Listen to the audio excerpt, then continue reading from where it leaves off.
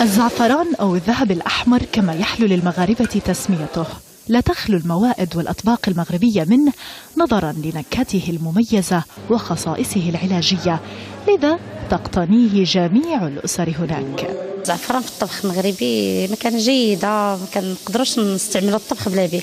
بالنسبة للأطباق بزاف اللي كنخدموا بهم كنخدموا بالزعفران كالطاجين القدرة ديال الطاجين الملكي. وفي تلوين، المدينة التي تلقب بعاصمة الذهب الأحمر في المغرب، تعد زراعة الزعفران من اختصاص السيدات دون منازع، فزراعته ليست متطلبة بالنظر إلى ثمنه الباهظ، إذ يصل الجرام منه إلى $12، وقفز سعره عالميا في السنوات الأخيرة لعدة أسباب، منها حظر الولايات المتحدة استيراده من إيران، وبالتالي باتت زراعته والتجارة به تدر دخلا مهما للعائلات بدرجة كبيرة.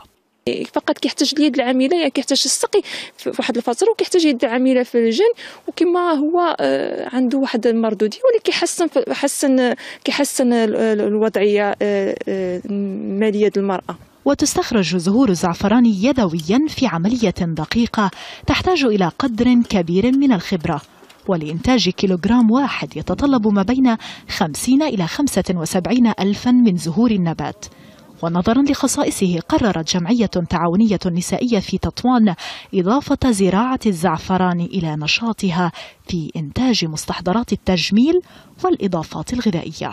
وتأمل الحكومة أن يشجع المزارعون الآخرين في المنطقة الشمالية على إبدال محاصيل مثل القنب بزراعة زهور الزعفران من خلال توفير البذور وتحسين وسائل الري وشراء الإنتاج من المزارعين.